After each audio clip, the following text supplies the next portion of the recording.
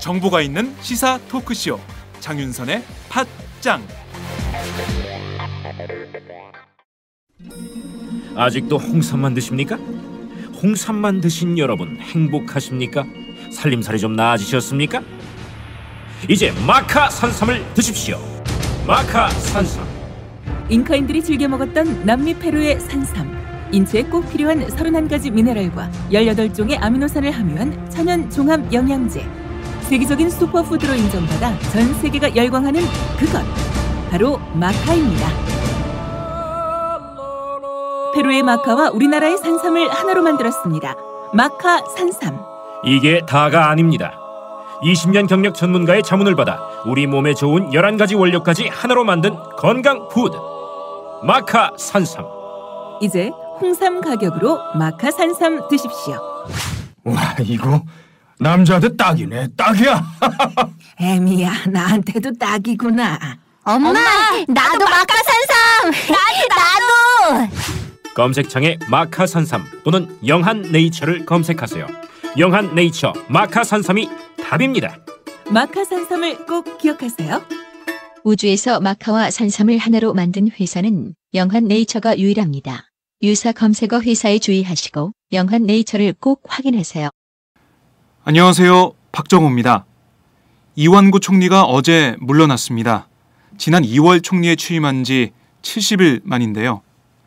이 총리는 세종로 정부청사에서 열린 이임식에서 진실은 반드시 밝혀질 것으로 믿으며 오늘은 여백을 남기고 떠나고자 한다고 말했습니다.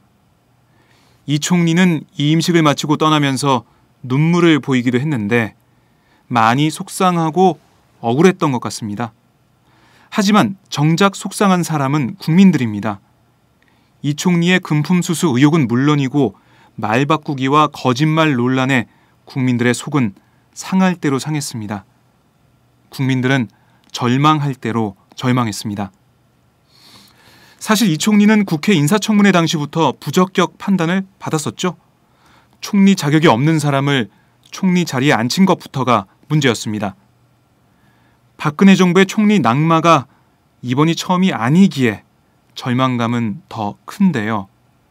오죽하면 정홍원 전 총리가 인터넷 포털 실시간 검색어 1위에 오르겠습니까?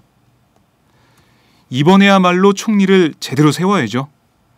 박근혜 대통령은 수첩 인사, 친박 정치인 인사에서 벗어나야 합니다. 사의 표명을 한 이완구 총리의 고뇌를 느낀다는 박 대통령. 국민들의 고뇌도 제발 느껴주기를 바랍니다.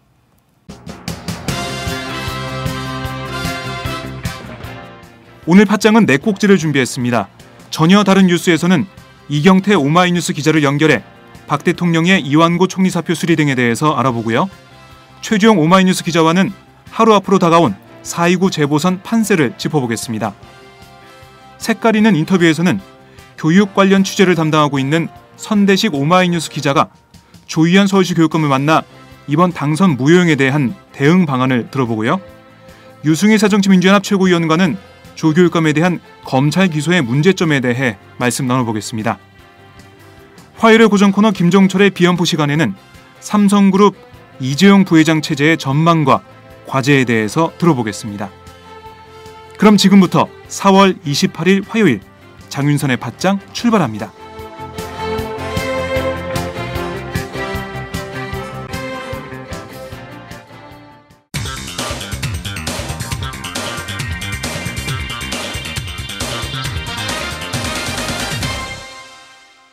전혀 다른 뉴스. 박근혜 대통령이 이완구 전 총리 사퇴와 성완종 리스트 파문에 대해서 입장을 밝혔는데요. 자세한 입장 발표 내용과 의미를 청와대에 나가 있는 이경태 오마이뉴스 기자와 함께 짚어보겠습니다. 이경태 기자? 네, 안녕하세요. 이경태입니다. 네, 당초 박 대통령이 몸이 안 좋아서 입장 발표가 늦어질 거란 전망이 많았는데 오늘 박 대통령이 이 전 총리와 성완종 리스트 파문 관련 입장을 내놨네요. 더 미룰 수 없다고 판단한 건가요? 어떻습니까? 네, 그렇게 보입니다. 박 대통령은 이날 오전 김성우 청와대 홍보수석을 통해서 대동 유감 표명에 나섰습니다. 아무래도 4.19 재보궐 선거 전에 전현직 청와대 비서실장과 국무총리 그리고 친박 핵심 인사들이 연루된 이 문제를 매듭지어달라는 새누리당의 요청을 마냥 외면할 수는 없었던 것 아닌가 생각됩니다. 네, 그러니까 재보선을 앞둔 시점에서 어떻게든 이 사안을 정리하고 넘어가야 된다. 이런 입장인데 새누리당의 요구 이런 것들이 받아들여졌다 이렇게 볼 수가 있죠. 네. 네. 그런데 입장 표명 시점보다 내용이 더 중요한데 내용을 한번 살펴보죠. 이 전 총리 사의 수용에 대해서는 유감 표명을 했죠. 네, 그렇습니다. 박 대통령은 어제 국정 공백을 최소화하기 위해 안타깝지만 늦출 수 없는 사안이라 총리 사의를 수용했다라면서 이번 문제로 심려를 끼쳐드려 유감스럽게 생각한다라고 밝혔습니다. 그러나 그 외에 자신의 측근 인사들이 연루된 것에 대한 유감 표명이나 사과는 없었습니다. 네. 다만 어느 누가 이 사건에 연루됐든 간에 국민적으로 용납되지 않을 것이다. 이런 얘기를 덧붙였죠. 두루뭉술하게 성완종 네이스트 파문에 대해서 누구든지 관련 있는 사람은 수사받아야 되고 철저하게 조사하고 진상을 밝혀야 됐다. 이런 수준의 얘기인데 성완종 네이스트 파문 관련 내용은 지난번 남미 순방 가기 전 내놓은 입장과 별반 다른 게 없어 보이는데요? 네, 맞습니다. 그동안 박 대통령은 여러 차례 부패는 국민에게 용납받을 수 없다라면서 성역 없는 수사를 강조한 바 있는데요. 네. 이번에도 마찬가지로 똑같은 말을 했습니다. 그리고 자신들의 추측된 인사들이 연루된 사건인데도 이번에도 유체이탈합법을 구사했다고 볼 수 있습니다. 이번에 네. 반드시 과거부터 내려온 부정과 비리, 부패를 척결하겠다 이런 얘기를 했는데 자신을 정치개혁의 주체로 세우고 여야 정치권은 정치개혁의 대상으로 세운 겁니다. 네, 강력한 정치개혁을 통해서 정면 돌파하겠다 이런 내용인데 말씀하셨듯이 유체이탈 화법 다시 한번 또 이 단어가 SNS상이나 아니면 그 야당 인사들의 비판 내용에서 회자가 될 것 같아요. 누가 네, 봐도 그렇습니다. 박근혜 대통령은 개혁의 주체고 다른 사람들은 개혁의 대상이다 이런 얘기인데 국민들이 기대했던 사과는 없었다고 봐야겠죠. 네, 최측근들이 금품수수 의혹에 휩싸인 만큼 직접적인 사과를 할 거라는 관측이 있었는데 빗나갔어요. 네, 그렇습니다. 청와대 내부에서는 원래 이 정도 수위의 입장 발표일 거라는 그런 인식은 있었습니다. 왜냐하면은 여당에서 사과를 강력히 요구하고 있지만 네. 일단 사과해야 될 대상이 대통령의 사과가 그렇게 가벼운 게 아니다라는 분위기가 있었거든요. 네. 김성호 홍보수석도 이날 어떤 것에 대한 사과를 해야 할지 생각해볼 여지가 있다. 총리는 의혹과 불신의 대상이 됐다는 점에서 유감을 표명한 것이지만 네. 다른 부분 그러니까 전현직 대통령 비서실장이라든가 친박 핵심 인사들에 대한 수사는 진행 중이기 때문에 필요하다면 그때 가서 적절한 입장을 밝힐 것이다. 이렇게 네. 얘기를 했습니다. 그럼 먼저 수사를 지켜보고 나중에 사과할 일이 생기면 사과하겠다 이런 얘기네요. 네, 그렇습니다. 이 총리 문제와 별개로 보는 사안이다 이런 인식인 것 같은데 국민들이 보기에는 이런 의혹이 불거졌고 그리고 김기춘 전 비서실장 같은 경우는 일본도 다녀오고 그리고 여러 가지 거짓말 논란에 휩싸이면서 의혹은 계속 커져가고 있는데 박 대통령의 인식과 국민들의 인식 많이 차이가 나 보입니다. 자, 자신이 연관된 문제에 대한 사과는 없었던 셈인데 대신에 이게 또 눈에 들어오는데요. 성완종 전 경남기업 회장 특별사면 특혜 의혹 이건 진실을 밝혀야 한다고 언급했어요. 사실상 노무현 정부 당시 성 전 회장 특별사면 관련 의혹을 수사하라 이런 가이드라인을 검찰에 준 게 아닌가 이런 생각도 드는데요. 네, 그런 의심을 할 수밖에 없습니다. 오늘 박 대통령의 메시지 중에서 이완구 전 총리 관련 부분은 총 93글자밖에 안 됩니다. 근데 성완종 예. 특별사면 부분은 383글자거든요. 그거 다 세워보셨어요? 네네. 이게 꼼꼼하게 이경태 기자가 살펴봤네요. 네. 특히 이런 부분을 보면 박 대통령이 또 게다가 여기다가 박 대통령이 자신은 그동안 자기는 생계형 사면만 했다 이런 얘기를 했거든요. 이거는 지금 현재 정부의 도덕성을 강조한 표현입니다. 네. 즉 참여정부보다 낫다 이런 입장인 거죠. 게다가 이 새누리당은 일찍이 뭐 성완종 리스트에 대응하기 위해서 이번 특별사면건을 물타기 전략으로 내놓았던 건데 그렇죠. 여기에 대통령이 덜컥 올라타 버렸습니다. 정작 반부 페이지를 내보이려 했다면 특검이라든가 뭐 측근들의 이선 후퇴 뭐 이런 등의 야권의 요구를 일정 정도 수용하는 모습을 네. 보여주고 그리고 적극적으로 자신의 책임을 묻는 그런 표현이 중요했는데 네. 오히려 여당의 선거 전략인 물타기에 동참하면서 이 오늘 유감 표명도 사실 이게 진짜 박 대통령의 뜻인가 뭐 이런 의심을 받을 수밖에 없죠. 네, 박근혜 대통령 이번 성완종 리스트 파문을 노무현 정부 물고 늘어지기로 돌파하려는 그런 모습을 오늘 메시지에서 볼 수가 있는데 참 국민들이 볼 때 이해는 할 수 있죠. 뭐 어떤 꼼수가 있는지는 이해할 수 있지만은 참 납득이 안 되는 상황이네요. 방금 전 말씀하신 수사 가이드라인 문제도 네, 사실상 지시했다라고 볼 수 있는 게 그 김성호 홍보수석이 이제 브리핑이 끝나고 질의응답을 했어요. 네, 기자들이 이 부분에 대해서 과연 그렇다면 특혜 의혹을 어떻게 밝힐 것인가라는 부분을 질문하니 뭐 구체적인 방법은 얘기할 수 없다라고 얘기를 했어요. 그럼에도 불구하고 네, 이런 얘기를 한 거는 가이드라인 아니냐라고 이제 바로 지적이 나왔죠. 거기에 대해서 김성수 수석은 그것은 아니다라면서도 네, 정치 개혁을 위해서는 밝혀야 될 문제다 뭐 이런 얘기를 했어요. 그렇다면은 이 메시지를 대통령 메시지를 검찰특별수사팀이 어떻게 해석하느냐 네, 여기에 따라서 이제 수사 범위가 달라질 수 있는 거죠. 이미 한교안 법무부 장관은 지난 20일 그 법사위 전체회의에 나와서 성완종 리스트에 있는 8명만이 아니라 수사 범위를 더 확대할 수 있다라는 얘기를 했거든요. 네, 결국 뭐 이 성완종 리스트에 나온 8명 외에 뭐 과거부터 현재까지 네. 특별 사면부터 뭐 성완종 리스트까지 뭐 정치권 전반으로 사정 분위기가 넓어질 수 있습니다. 참 이 성완종 리스트 파문은 원래 그 리스트에 언급된 8명에 대한 그 의혹으로 시작이 됐는데 참 이거를 어떻게 보면 되쳐서 노무현 정부 때 특별사면 의혹까지 그리고 뭐 과거 옛 정권의 그 문제까지 다 끄집어내서 같이 조사하겠다 이런 건데 참 이 새누리당과 박근혜 대통령의 이 물타기 물귀신 작전 보면 볼수록 답답하고 안타까운데요. 이 박 대통령의 메시지 이게 뭐 재보선 하루 앞둔 시점에 나와서 선거 표심에 영향을 미칠까 이런 궁금증도 드는데 이 내용을 보면 박 대통령의 입장 표명 수위가 기대에 못 미친다 이런 평가들이 뭐 야권 쪽에서나 아니면 많은 국민들이 지적을 하고 있어요. 벌써부터. 하지만 지금 박근혜 대통령이 재보선 하루 전에 메시지를 발표해서 뭔가 수습하려는 모습을 보였기 때문에 이게 뭐 다른 국민들이 일부 국민들이 볼 때는 이게 박 대통령이 수습하려고 진정성 있게 나왔다. 잘했네. 이렇게 보면서 이 성완종 리스트 파문 문제는 수습 국면이다. 이렇게 평가할 수도 있거든요. 이 박 대통령의 메시지 발표 이후에 정국이 어떻게 전개될 걸로 보십니까? 분명 내용으로 보자면은 기대에 못 미친 내용이었습니다. 그러나 네.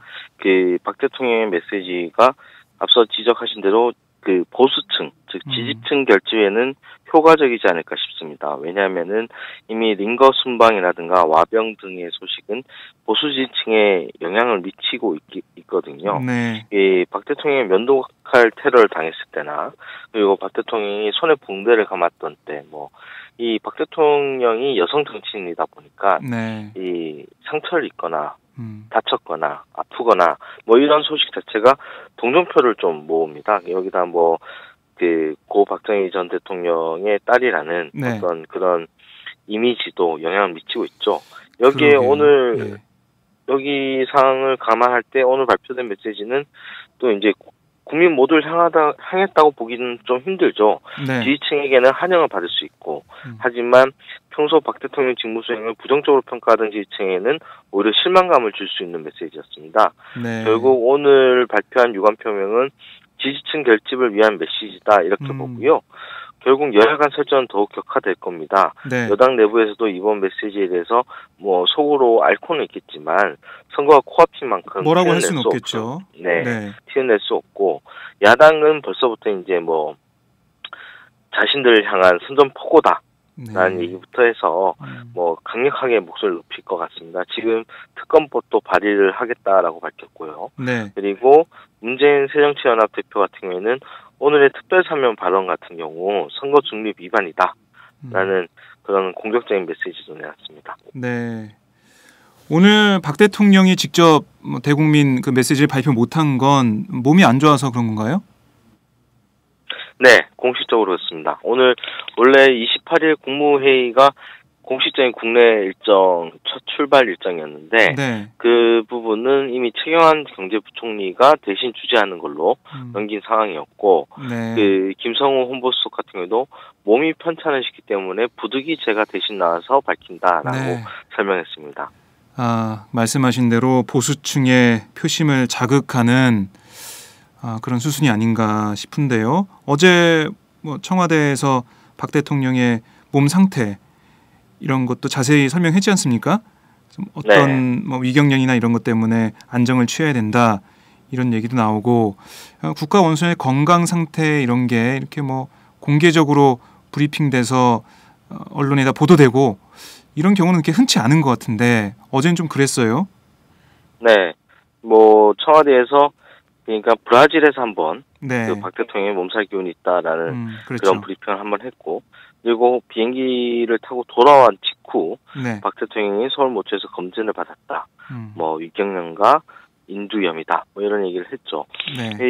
이게 상당히 이례적인데요. 아무래도 대통령의 건강 상태는 좀 보안이 지켜져야 될 사안이거든요. 네. 아무리 가벼운 병이라 하더라도 이것들이 어떤 대외 내적인 경제 상황이라든가 외교 안보 정세에서 영향을 미칠 수 있기 때문에 네. 뭐 실제로 김대중 전 대통령의 마지막 비서관인 최경환 김대중 평화센터 공보실장 같은 경우에는 네. 어제 제가 통화를 했는데 그 김 전 대통령이 좀 고령이시라서 건강 문제가 항상 관심사였지만 그랬죠. 사소한 것까지 브리핑하곤 하진 않았다.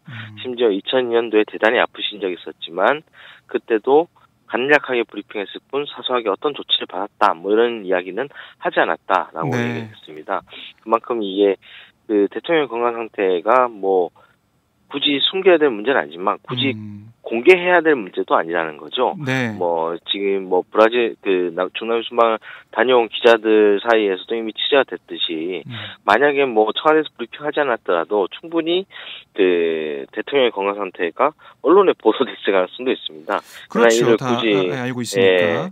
이를 굳이 공식 브리핑을 하면서 네. 그 절대 안정을 권고받았고 네. 말씀드린 대로 이것이 어떻게 보자면은 정치 현안들, 지금 현재 당장 밝혀야 되는 현안들에 대한 침묵을 할 수 있는 명분을 얻었다, 뭐 이렇게 봤었거든요. 네. 그런데 이제 그 절대 안전 공고를 받고 나서 어제 오후 늦게 이완구 국무총리의 사표를 수리했습니다. 별다른 그렇죠. 언급 없이. 예. 네, 네. 이런 것을 봤을 때 여당의 요청 중 일부라도 좀 수용해주는 모양새다. 네. 다만 사과는 없을 것이다 이렇게 봤었는데 오늘 갑자기 이렇게 유감 표명을 대동 유감 표명을 해놨습니다. 네. 그렇군요. 자, 이 국가 원수의 건강 상태 우리가 뭐 상세하게 알게 된 상황이기도 하고 뭐 아까 말씀하신 대로 보수층의 그 표심을 자극할 수 있는 그런 소재가 되기도 하고요. 그리고 뭐 지난 2012년 대선 때 손에 붕대를 감고 나왔던 박근혜 대통령 그 표심을 자극했던 그런 전례가 있고 그리고 면도칼 사건으로 병원에 갔을 때 대전은요라고 한 말이 또 회자가 되면서 선거에서 이겼던 그런 전례가 있는데 자 이번 박 대통령이 뭐 지금 아픈 와중에 발표한 대국민 메시지 내용은 정말 국민들의 기대에 한참 못 미치지만 보수 진영, 보수층 투표 표심은 자극할 수 있는 그런 내용이다 이렇게 분석해 주셨는데 자 어제 얘기를 잠깐 해보죠. 이완구 전 총리가 이임식을 했습니다. 어제 당초 이 전 총리 사표 수리가 늦어질 거라고 봤는데 어제 오후에 사표가 수리됐죠? 네, 그렇습니다. 뭐 아까 말씀드린 대로 이 전 총리의 사표를 오후 늦게 수리를 했는데요. 네. 별다른 언급은 없었습니다. 말없이 사표를 사표를 제가 했다. 뭐 이런 정도의 대변인의 설명이 있었고요. 네. 사실 뭐 이 전 총리 사표 수리 문제는 그야말로 뭐 쏘아진 화살과 같았습니다. 이미 언제 큰 할 부담이 거냐 없는 이런 문제였죠. 예. 그렇죠. 그냥 뭐 묵은 숙제 하나를 손쉽게 해치웠다 뭐 이렇게 볼 수 있습니다. 네. 이제 취임 70일 만에 퇴장하게 된 이 전 총리, 어제 보니까 세종로 정부청사를 나설 때 눈물을 보이기도 했던데, 이 임사를 보면 사과의 뜻을 밝히면서도 진실은 반드시 밝혀질 것이다 이렇게 얘기하면서 억울함을 보였어요. 네, 할 말은 많지만 오늘은 여백을 남기고 떠난다. 이 말이 참 인상 깊었는데요. 네. 뭐 향후 검찰 조사 과정에서 상당하게 치열한 공방을 진실 공방을 벌이겠다. 뭐 이런 의지의 표현인 것 같기도 합니다. 네. 뭐 이완구 총리가 여의도로 당장 돌아올 것 같지는 않고요. 의원직은 유지하면서 이 검찰 수사에 대비하는 방향으로 준비할 것으로 보입니다. 네, 말씀하신 대로 총리직에서는 사퇴했지만 지금은 의원이죠, 국회의원이죠? 네, 그렇습니다. 네, 새누리당 국회의원으로서 앞으로 있을 검찰 수사 이런데 대비를 할 것이다 이런 전망인데, 자, 진실은 반드시 밝혀집니다. 어떤 진실이 나올지 저희가 계속해서 주시하도록 하겠습니다. 네, 오늘 말씀 잘 들었습니다. 네, 감사합니다. 지금까지 이경태 오마이뉴스 기자였습니다.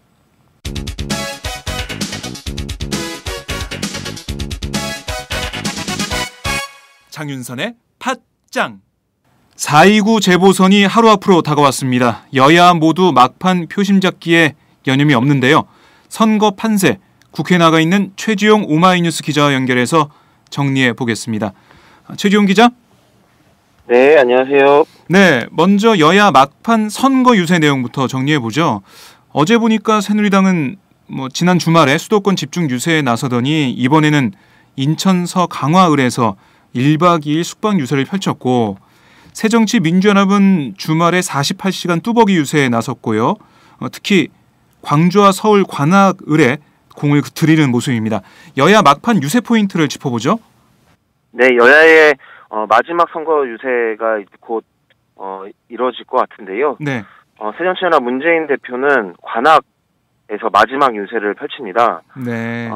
이곳은 과거 2002년에 노무현 전 대통령이 그 대선 때 그 마지막 그 유세를 한 장소이기도 한데요. 네. 그런 의미를 되살리면서 마지막에 이곳에서 그 유세를 마무리할 계획으로 보이고요. 네. 새누리당 김무성 대표는 마지막 유세로 성남 중원 지역을 갑니다. 아무래도 지금 주말 사이에 인천 강화에서 1박 2일 동안의 집중 유세를 펼치고 난 네. 이후에 이제 다음 좀 가장 접점 지역이라고 할 수 있는 관악을에서 어제 유세를 했고, 오늘 이제 마지막 유세 지역으로 이제 성남 지역을 찾을 것 같습니다. 네. 그리고 지금 양쪽에 그 마지막 유세 장소를 살펴보면은 어느 곳에 이 각 정당이 포인트를 두고 있는지 알 수 있겠는데요. 네. 새정치연합은 관악을에서 관악을. 승리하는 것이, 관악을에서 승리하는 것이 이번 선거에서 가장 중요한 지점이 될 것이라고 판단하는 것 같고요. 네. 새누리당은 지금 광주 같은 경우는 사실상 어렵다고 봤고, 지난 주말에 이제 강화에서의 1박 2일 유세로 네. 어느 정도 기세가 올랐다라는 판단을 한 것 같습니다. 그래서 마지막으로 성남에서 이 승리를 굳히려는 네. 유세의 포인트를 잡고 있는 것 같습니다. 성남은 지금 말씀대로 굳히기에 들어갔다 이런 느낌을 주기 위해서 성남의 마지막 유세 일정을 잡은 것 같아요. 네. 네, 관악을 문재인 대표가 공을 들이고 있는데 참 쉽지 않은 지역이죠. 여야 모두 이 네 곳 가운데 두 곳만 이기면 재보선 승리다라는 입장인 것 같은데요. 여당은 말씀드린 대로 성남 중원에서 우세고, 야당은 관악을에서 지금 공을 들이면서 박빙 우세를 조심스럽게 점치고 있는데, 그래서 인천 서구 강화을이 여야 모두 양보할 수 없는 지역으로 분류되고 있던데요. 어떻습니까? 예, 그렇습니다. 그런 진단도 있지만 사실 네. 새정치연합 같은 경우는 광주인가요? 두석이라고 얘기했을 때 네. 한 곳은 이제 분명 관악을이 분명하고요. 네. 만약에 나머지 한 곳이 광주가 아니라 인천 서구, 인천 강화가 네. 된다고 한다면은 조금 이거는 좀 뭐랄까요, 승리했다 또는 선전했다 이렇게 이야기하기 좀 어려운 네. 입장이 될 것 같습니다. 저희가 이제 진성준 그 새정치연합 전략위원장과 인터뷰를 했는데요. 네. 진성준 위원장 역시 두석을 얻게 되면 선전했다, 승리했다 평가할 수 있을 것 같다라고 했는데 그 두 석이 광주와 관악일 때 그렇게 평가 가능할 것 같다 이렇게 네. 이야기를 했습니다. 강화가 아니고 광주다 이런 말씀이시죠? 예, 왜냐하면 뭐 새정치연합은 강화에서 승리할 경우 네. 상당히 뭐 좋은 평가를 내릴 수 있겠지만 사실 그곳이 새누리당의 지역구였고 네. 이전에 그리고 전통적으로 여당의 강세 지역이기 때문에 실제로 그곳에서 패한다고 했을 때는 별다른 큰 타격을 입지는 않을 거다 이렇게 예상을 하고 있는 것 같습니다. 네. 결국 광주에서 표심을 얻느냐 이것에 지금 승부를 걸고 있는 것 같고요. 네. 반면에 새누리당은 인천 강화에서 패할 경우 상당한 타격을 입을 것으로 보입니다. 특히 안상수 전 인천시장을 후보로 내놨는데요. 네. 김무성 대표가 마지막 주말 유세를 거의 강화에서 다 보냈습니다. 어떻게 보면은 절대 양보할 수 없는 지역이다라고 판단을 하고 마지막 집중 유세를 인천 강화에서 보낸 것으로 평가할 수 있겠는데요. 네. 그런 상황에서 패배한다면은 지금 선거에서 이야기되고 있는 어떤 이 성완종 리스트에 따른 정권 심판 이런 것들이 결국 일어났다라고 네. 평가가 나올 수밖에 없는 상황이기 때문에 결국 인천 강화를 가장 최전선으로 놓고 있는 것 같습니다. 네. 이렇게 여야 모두 네 곳 중 두 곳만 이기면 뭐 승리다. 뭐 이런 입장은 네, 그렇게 비슷한데, 이야기하고 있지만 약간 셈법은 좀 네, 다른 셈법이 네. 조금씩 다르네요. 네. 자, 지난주 사전 투표가 있었는데 투표율도 나왔어요. 이 투표율에 대한 여야 반응이 어땠나요? 사실 뭐 지난 730 재보궐선거에서 사전 투표가 처음 도입이 되고 네. 상당히 높은 그러니까 재보궐선거에서 처음 이제 사전 투표가 이루어졌던 거죠. 네. 그때 상당히 높다라고 평가받는데 그거와 뭐 거의 비슷한 수치가 나왔습니다. 네. 그런데 이제 새정치연합 같은 경우는 조금 더 기대를 했던 것 같아요. 그 높은 사전 투표율이 나올 것이다. 네. 왜냐하면 지금 정권에 큰 타격을 줄 수 있는 그리고 정권의 되게 핵심 인사들이 연루돼 있는 부정부패 사건이 터졌기 때문에 네. 그것에 대한 심판 여론이 일어나서 사전 투표율이 상당히 높을 것이다 했는데 그 기대에는 못 미친 것 같고요. 그래서 새누리당은 오히려 뭐 당연히 뭐 투표율이 높아야 된다라고 이야기를 하고 있지만 어쨌든 조직 투표로서 네. 이 선거에 승부가 갈릴 것이다라는 예상을 조금씩 하고 있는 것 같습니다.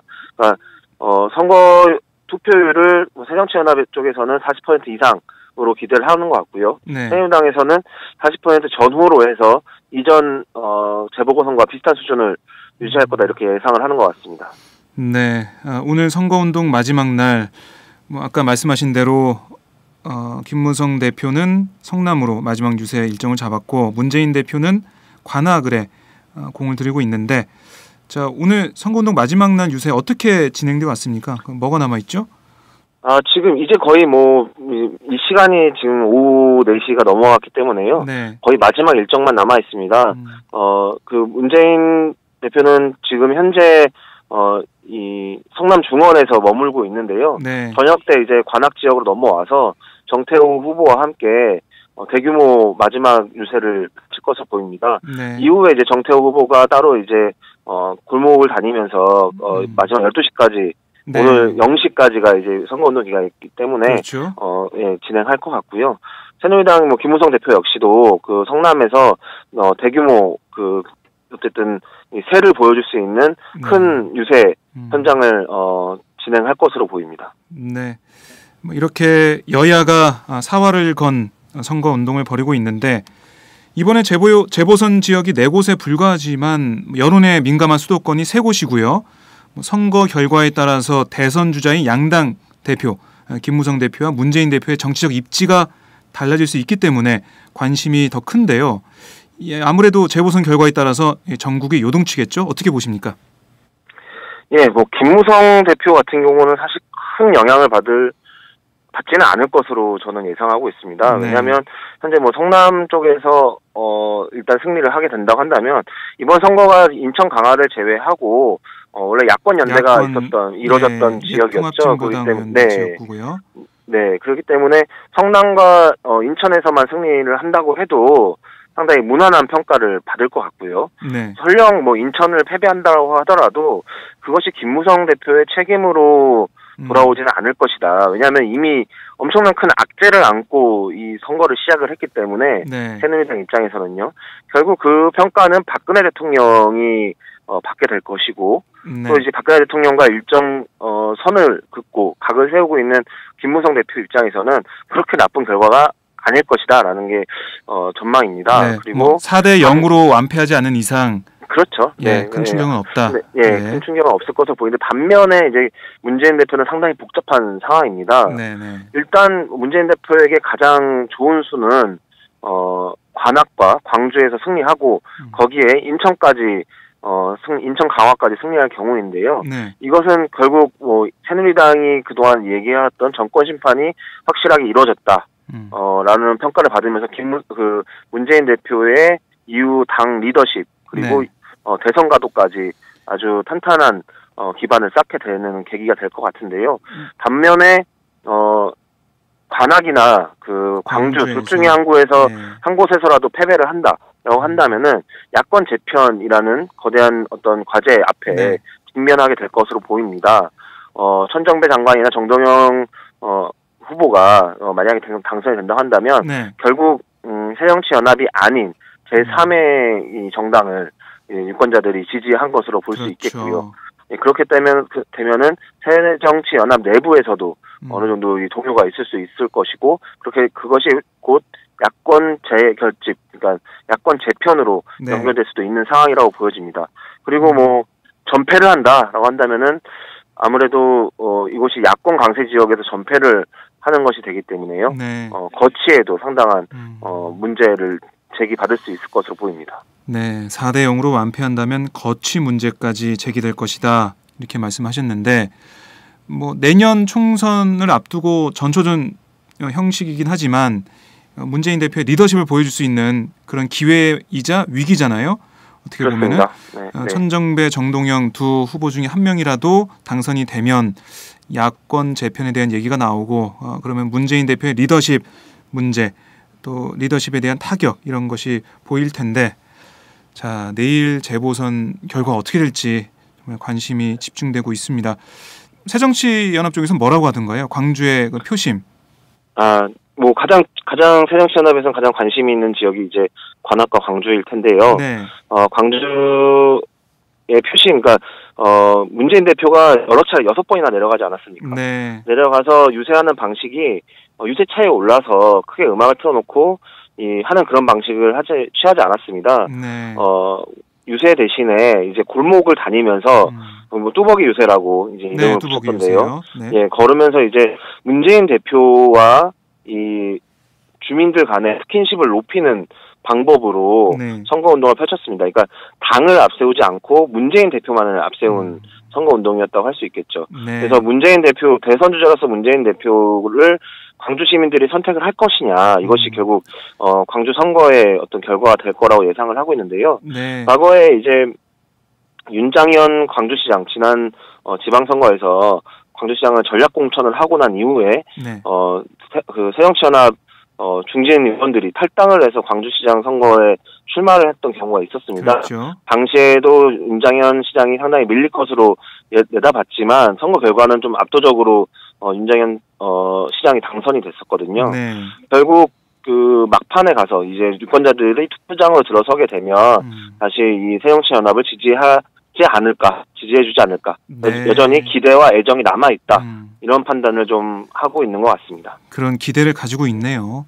네. 지금 뚜벅이 유세 그 자체가 지금 광주를 보면 천정배 전 장관의 인물론, 그러니까 인물에서 네. 우세하다 뭐 이런 것 때문에 네. 당보다 인물을 보고 천정배 전 장관을 지지하는 지지세가 높았는데 거기에 문재인 대표의 그 인물론으로 어떻게 보면 맞불을 놓은 그런 네, 전략으로도 볼 수가 있네요. 네. 자, 아무튼 이제 광주의 선거 결과 이게 문재인 대표가 그만큼 또 열심히 했기 때문에 결과에 따라서 문재인 대표의 정치적 그런 어떻게 보면은 입장이나 리더십 문제가 재조명 받을 수 있다. 이런 지역구인데 자, 내일 4.29 재보선 투표 결과 저희가 지켜보도록 하겠습니다. 네, 오늘 말씀 잘 들었습니다. 예, 감사합니다. 네, 지금까지 최주영 오마이뉴스 기자였습니다. 안녕하세요. 장윤선의 팟짱 애청자 여러분. 저는 김병기입니다. 전에는 편집국장이었는데요.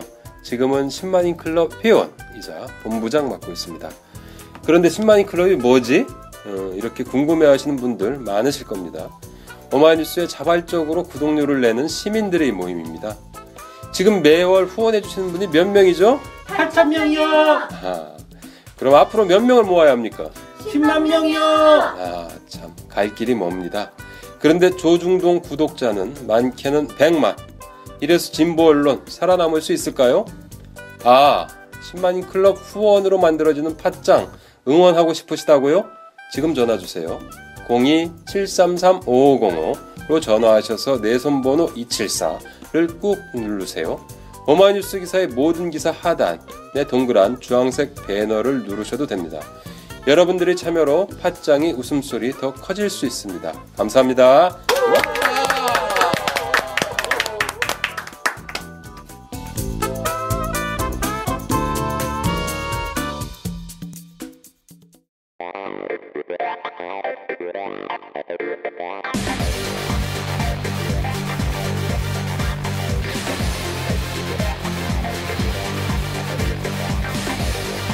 정보가 있는 시사 토크쇼 장윤선의 팟짱.